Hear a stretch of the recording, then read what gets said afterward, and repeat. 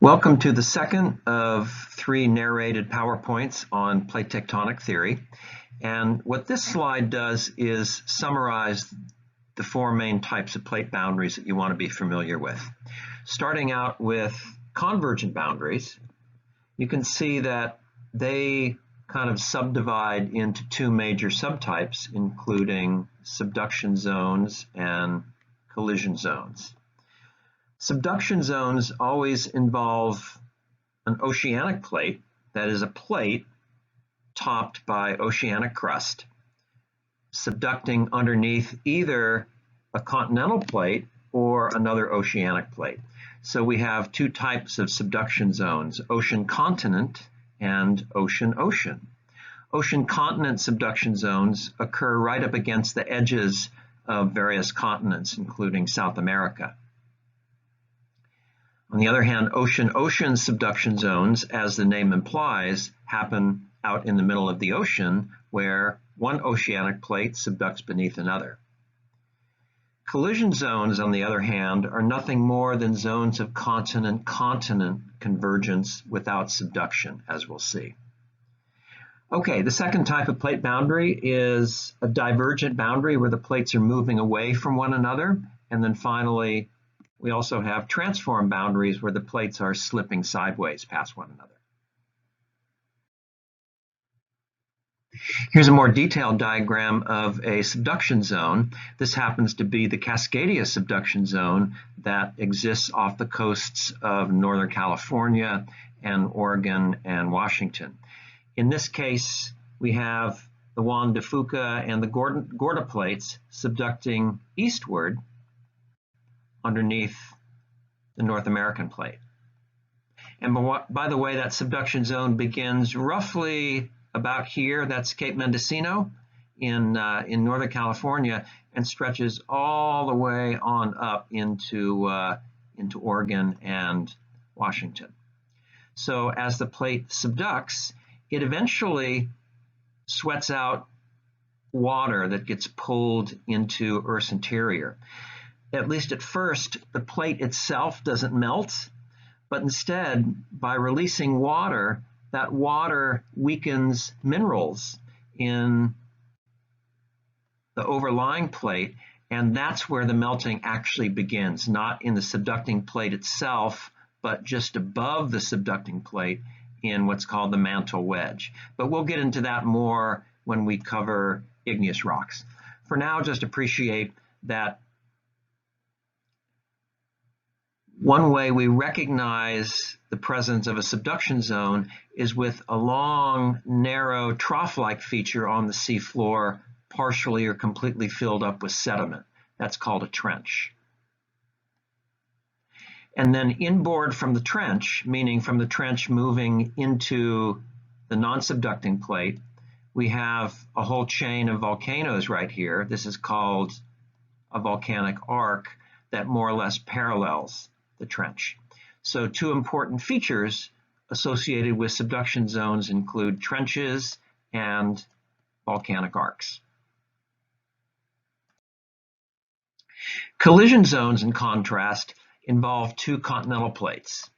And the best example on Earth of an active collision zone happens to be the Himalaya Mountains, where the India-Australia plate is mushing up against the Eurasian plate.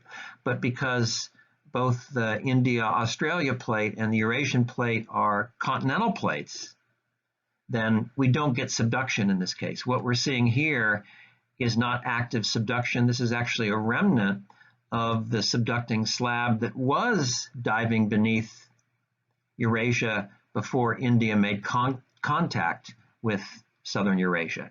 And so a good analogy for envisioning a collision zone is just to imagine 2 snowplows moving towards one another, and when they meet in the middle, you get a big hump of snow, and the snow gets sort of mushed together as the pile grows. Well, that's kind of what happens at collision zones. All of the rock that gets caught up in the plate collision gets kind of mushed together. And the lithosphere in this case is horizontally shortened, but it's also vertically thickened as well. And that vertical thickening, of course, produces tall continental mountains, in this case the Himalayas. So in a nutshell then, think of plate collision as continent-continent plate convergence that doesn't involve subduction. You still certainly get earthquakes though, and active faulting at collision zones, just like at active subduction zones.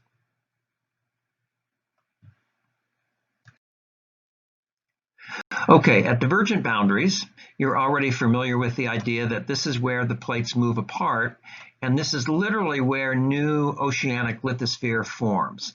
As the two diverging plates move apart, molten rock wells up from below to fill in the gap, and when that molten rock cools and crystallizes, we literally have new sea floor, new oceanic lithosphere.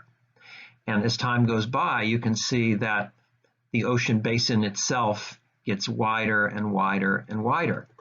Other than being sites of new oceanic lithosphere generation, divergent boundaries are literally how new ocean basins form. Every ocean basin on the planet today formed at a divergent boundary. You can see in this diagram over here, this is what the mid-ocean ridge system looks like in map view. The colors just indicate relative seafloor depth, and so the warmer colors, the oranges and the yellows indicate a shallow depth.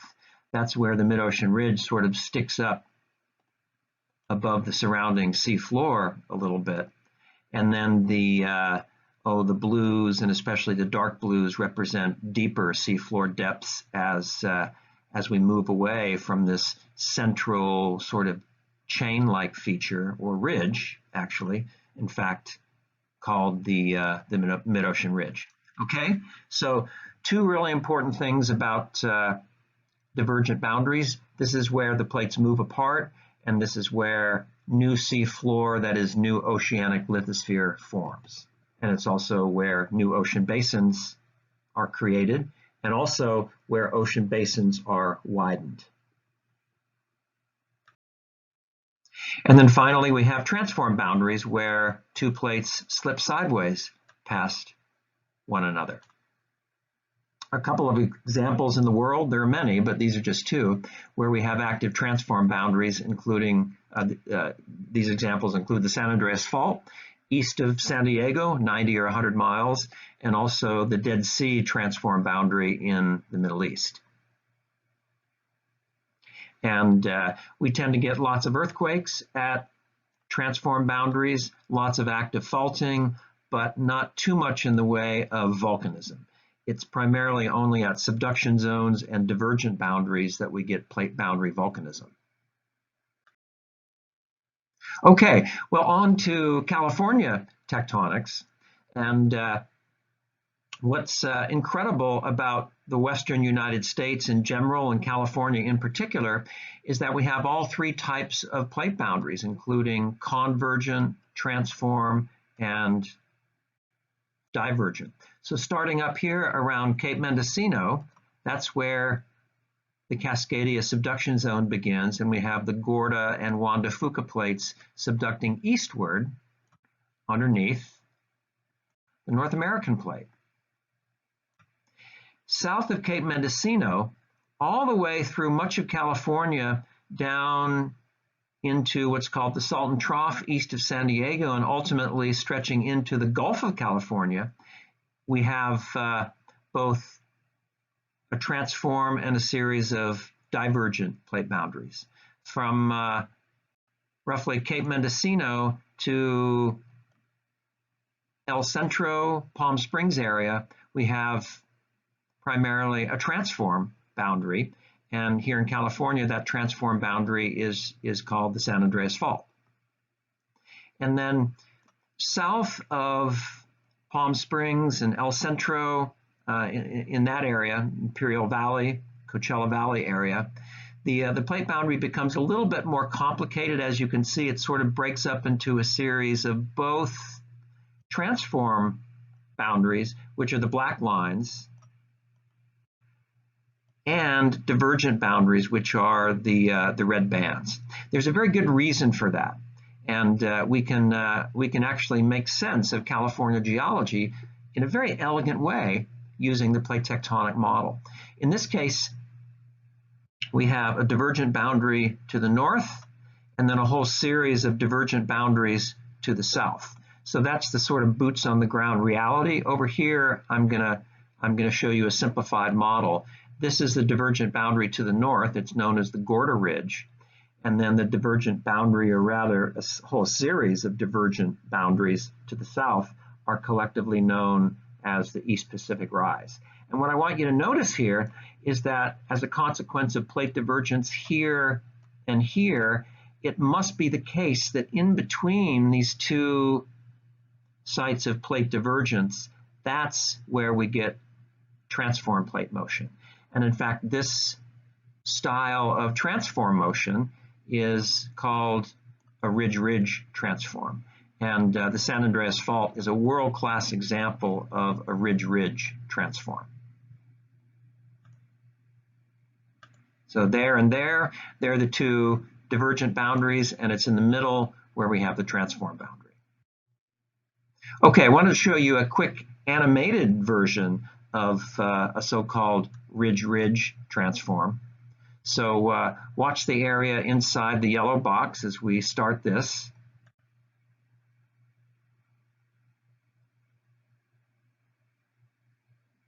There we go. So in this animation, we have divergent boundaries here, here, and here. And it's only in between any two divergent boundaries where we have a transform boundary. So over here, for example, that's not a transform boundary. This is not a transform boundary over here, also not here or here. Literally only in between any two adjacent divergent boundaries is where we have a transform boundary. How many plates inside the yellow box? Actually only two. Anytime on this diagram we're to the left of a mid-ocean ridge, we're on plate A, and anytime we're to the right of a mid-ocean ridge, we're on plate B. Let me erase some of this annotation so you can kind of see it a little better here. Okay, so ultimately only two plates on this diagram. Plate A, which I'll just sort of sketch in the outline of plate A. That's plate A. Plate A is moving that way. And then this would roughly be the outline of plate B.